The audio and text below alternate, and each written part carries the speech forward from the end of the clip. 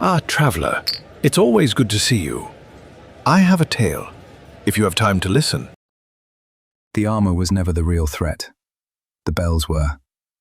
And whatever answered the third one wasn't meant to be fought.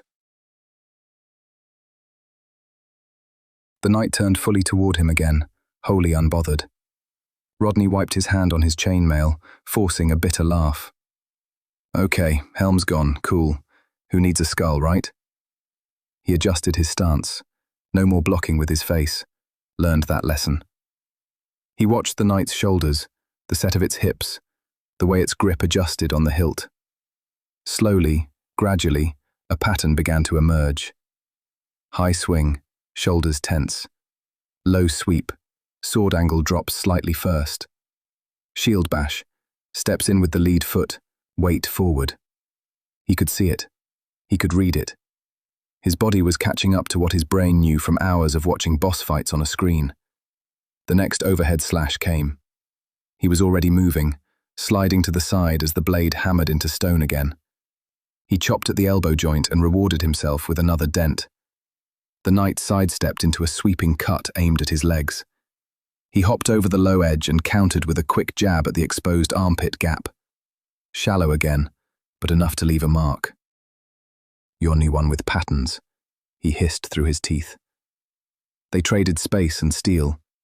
He circled wide. The knight tracked him like a turret. He feinted left.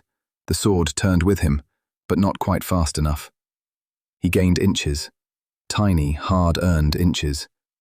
Each time the knight struck, the blows grew fractionally shorter, the recovery fractionally slower. Not much, just enough that someone looking for it could notice. Rodney noticed. He was bleeding from the scalp, his shield arm still half dead, his breath coming harder. But he was learning. That mattered. He was learning how not to die. He lunged in too soon. The knight's shield shot forward faster than he expected, slamming into his chest like a battering ram. The breath exploded out of him in a hoarse wheeze. He flew backward, landing hard on his arse, stars bursting behind his eyes. For a second, the roar of his own pulse drowned everything. He forced himself onto a knee, coughing. The knight approached with that same relentless, heavy pace. "Okay," Rodney croaked. "Too cocky. My bad. Won't do it again." That was when the second bell tolled. The sound rolled through the court like thunder trapped under stone. The knight halted mid-stride. The sword hung half-raised. One foot remained in the air. Everything stopped. Fog stilled. The leaves in the twisted trees beyond the cemetery didn't move. Even the air felt like it congealed. Rodney's own motion slowed without meaning to, like his body wasn't quite sure if time was supposed to be working. He stared at the knight. It didn't move. Not a twitch. Not a breath. The green eyes behind the visor stayed lit, but they were fixed past him now, on some invisible point. Rodney pushed to his feet with a grunt, keeping the longsword between them. His lungs burned, sucking in cold air. Hello?" He waved the tip of his blade vaguely. "You crashed? You bugged out? Tutorial over?" Nothing. He took a step closer. Every instinct screamed at him not to. Every horror movie he'd ever watched hoisted up a big neon sign saying, "Do not touch the statue." He did it anyway. He poked the knight's breastplate with his sword tip. The clang echoed around the clearing, bounced off the mausoleum face, and came back to him a half-second later. The knight remained frozen mid-motion, a painting of violence that hadn't finished yet. The quiet that followed felt too big. It pressed on his ears, on his eyes, on the back of his skull. "This is either very good," Rodney whispered, "or very, very bad." The third bell tolled. The sound didn't just ring this time. It hit. It slammed through the stones, up his legs, into his chest. His teeth rattled. The longsword hummed in his grip. The knight jerked, not smoothly, not like before. It convulsed, full-body spasms that rattled its armor in a discordant clatter. Its raised foot slammed down as if its joints forgot how to function. The sword dropped point first to the ground, metal screeching along stone. Rodney staggered back, gut dropping. This is the bad one. The knight arched backward. The armor along its spine bulged. Plates strained and groaned. Rust flaked off in a shower. A sharp crack split the backplate, then another, until the metal peeled apart like rotting bark. Something underneath pushed through. Bone. Too much of it. White shapes burst from the gap, ribs lengthened and twisted into jagged protrusions, vertebrae stretching as a segmented tail forced its way free. The appendage uncoiled and lashed against the ground with a whip crack, gouging a trench in the stone. Green light bled out from every joint. The knight's gauntlets clenched and caved inward as claws, long and curved and yellowed, pushed through the steel. Fingers elongated, armor splitting and sloughing off in chunks. The helmet warped. The visor buckled outward as if something inside were pressing against it. Cracks fissured across its surface. A line split down the center, then forced open wider and wider. A maw yawned where a face should have been. Teeth, jagged and crooked, glistened in the glow. A skull that wasn't human pushed forward, fused with scraps of helm and bone. Empty sockets lit with hungry green fire fixed on Rodney and saw him. Rodney stumbled back, sword raised without knowing when he'd moved. "Oh, that's bullshit," he breathed. The thing that had been a knight tore the rest of itself free of the armor and stood to its full height. The old plate hung off it in places, reduced to decorative chunks rattling on protruding bone. Its limbs were too long, its spine arched and ridged with spurs of bone that pulsed faintly with green light. The tail lashed restlessly, the hooked tip leaving cracks and holes wherever it struck. For a split second, both of them were still. Then the Gravewarden charged. It crossed the distance in a blur of bone and shadow. Rodney threw himself sideways on instinct alone. Claws as big as his forearms slammed into the ground where he had been, shredding stone into gravel. The shockwave of the impact tossed him mid-roll, turning a practiced dive into an ugly sprawl. He came up on his knees, heart in his throat. The creature pivoted with a scraping screech of bone against earth, tail whipping in a quick, low arc. He barely saw it. He only felt his survival instincts shove him flat. The tail swept over him, close enough that he felt the wind of it on his back. Gravestones behind him exploded. "Keep moving," he gasped to himself as he rolled to his feet. "Move or die. Move or—" The Gravewarden lunged again, claws raking through a broken statue that had tried and failed to be in the way. Stone shrapnel peppered Rodney's side.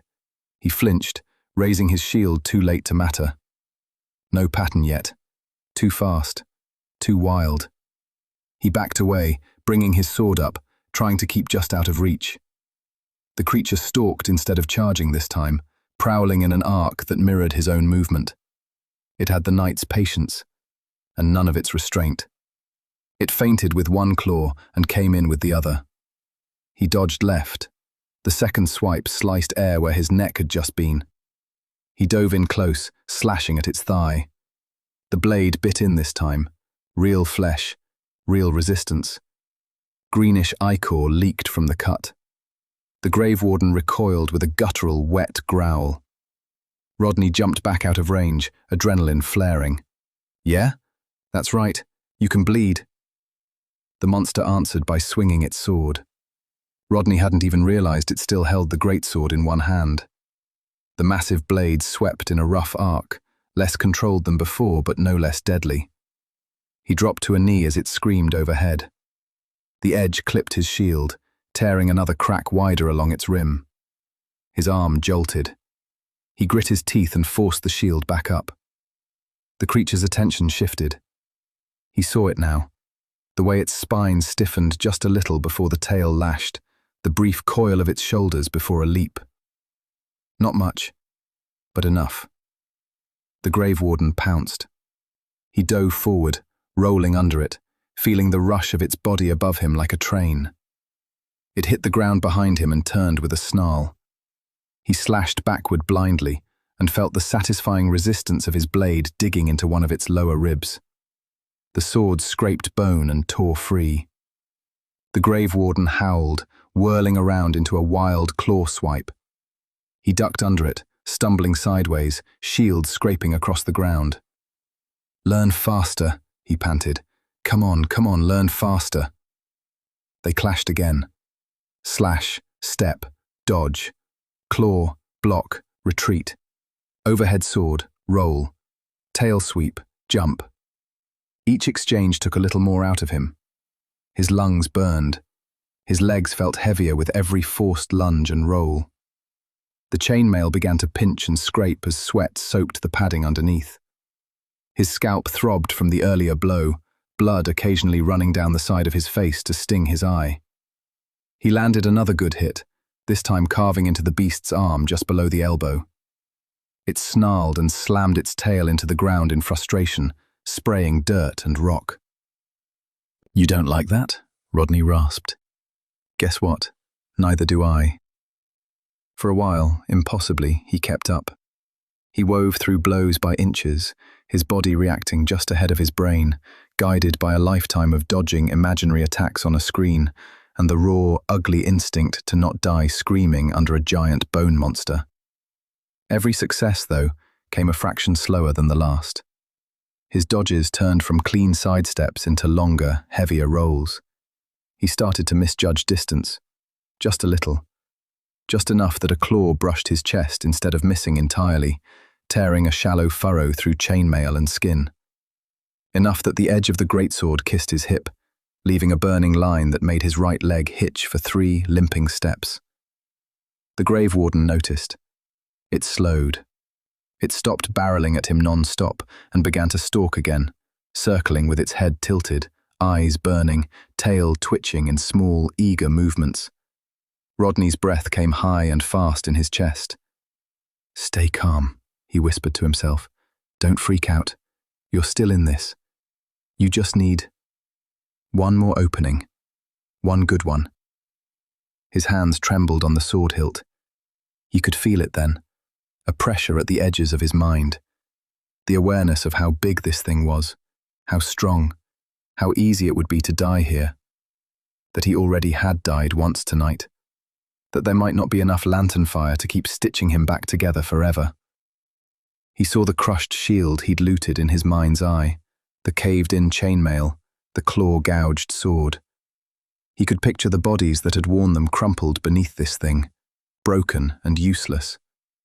He saw himself there too clearly. His throat closed. A small, pathetic sound escaped him. The Gravewarden stopped. Its head snapped toward him, like a wolf hearing a rabbit squeak. It inhaled slowly, deeply. Then it smiled, or something close. Green light flared along its spine. Rodney's heartbeat spiked, rattling his ribs. He took one step back, boots scraping. The move wasn't tactical. It was unconscious, instinctual. "No," he whispered. "Don't do this. Don't you." The creature blurred. One moment it was 10 paces away. The next, its claws were slamming into his shield with a sound like a bomb going off. The cratered metal couldn't take it. The shield exploded under the blow, ripped from his arm and torn into jagged, useless scraps. Shards of steel and wood spun through the air. The force sent Rodney flying backward. He hit the ground hard enough to knock the wind from him. He wheezed, rolled, tried to scramble upright. The Gravewarden didn't give him room. It was on him again in an instant, claws scoring the stone beside his leg. He jerked his foot away too late. A jagged edge bit into his calf, tearing flesh and leather. He yelled, half in pain, half in shock. That yell broke something loose in him. His breaths turned from forced, steady pulls into ragged, panicked gasps. His hands shook so badly he nearly dropped the sword. The world narrowed to a tunnel with the monster at one end of it and the certainty of his own death at the other. The Gravewarden's tail whipped low. He tried to jump. His timing was off. The hooked tip caught the lower edge of his greave and wrenched. Metal screamed as the plate bent inward, biting into his shin. He stumbled, one knee hitting the ground. The creature loomed over him, shadow swallowing him almost completely. "Please," he choked, not sure who he was begging. "Please, I don't want to." The monster reached for him. He slashed upward in blind desperation, the sword cutting a shallow line across its palm. It didn't even flinch. Its other hand closed around his torso, claws digging in. And the bell rings. Next time. Rodney couldn't win this fight. Good thing. Rod isn't trying to. Dudes in armor are too basic. This monster meets someone worse. Wasn't that interesting? Now don't forget to subscribe for more. And ring the bell for your server.